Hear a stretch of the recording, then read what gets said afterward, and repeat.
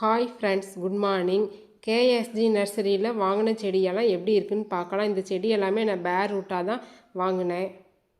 பெரிய சைஸு செடியாக இருக்கிறதுலாம் நல்லா சீக்கிரமாக தளைஞ்சி வருது. இந்த செடி பாருங்கள், ஒன்று தலையவே இல்லை. இந்த செடியிலேருந்து 2 குருத்து விட்டு தளைஞ்சி வருது.